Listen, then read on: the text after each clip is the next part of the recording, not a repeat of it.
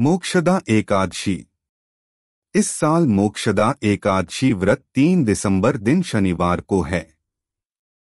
इस दिन भगवान विष्णु की पूजा करते हैं और व्रत रखते हैं। पूजा के समय मोक्षदा एकादशी व्रत कथा का पाठ करना या श्रवण करना फलदायी होता है। तिरुपति के ज्योतिषाचार्य डॉ कृष्ण कृमार भार्गव बताते हैं कि युधिष्ठिर ने एक बार भगवान श्री कृष्ण से मार्गशीर्ष शुक्ल एकादशी के बारे में बताने को कहा।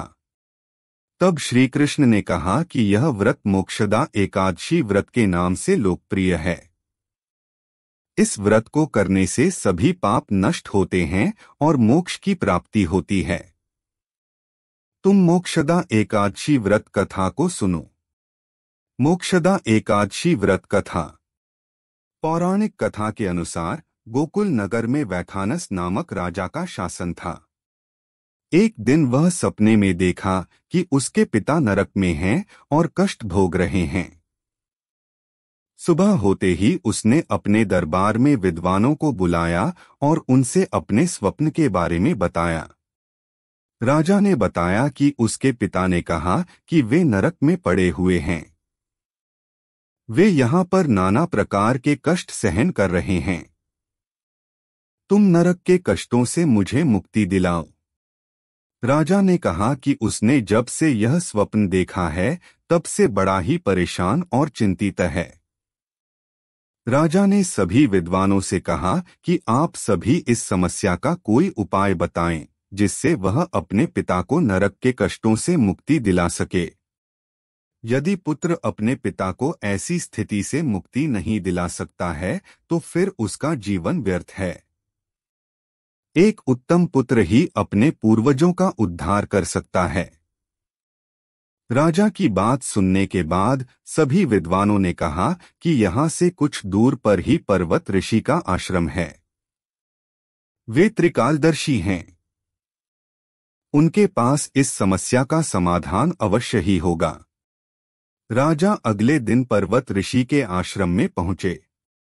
उन्होंने प्रणाम किया तो पर्वत ऋषि ने आने का कारण पूछा।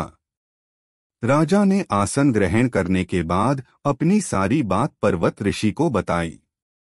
तब पर्वत ऋषि ने अपने तपोबल से उनके पिता के पूरे जीवन को देख लिया।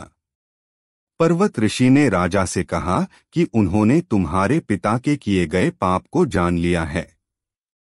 पूर्वजन्म में उन्होंने काम के वशीभूत होकर एक पत्नी को रति दी, लेकिन सौत के कहने पर दूसरी पत्नी को ऋतुदान नहीं दिया।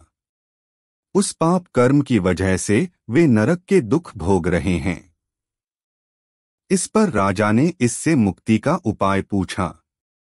तब पर्वत ऋषि ने कहा कि तुम मोक्षदा एकादशी व्रत को विधिपूर्वक करो और उसके पुण्य फल को अपने पिता के नाम से संकल्प कर दो, इससे तुम्हारे पिता नरक से मुक्त हो जाएंगे।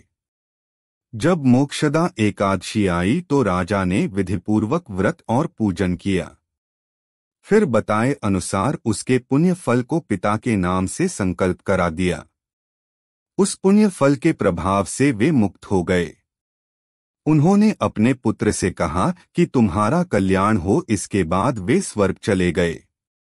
जो भी इस व्रत को करता है उसे मोक्ष की प्राप्ति होती है।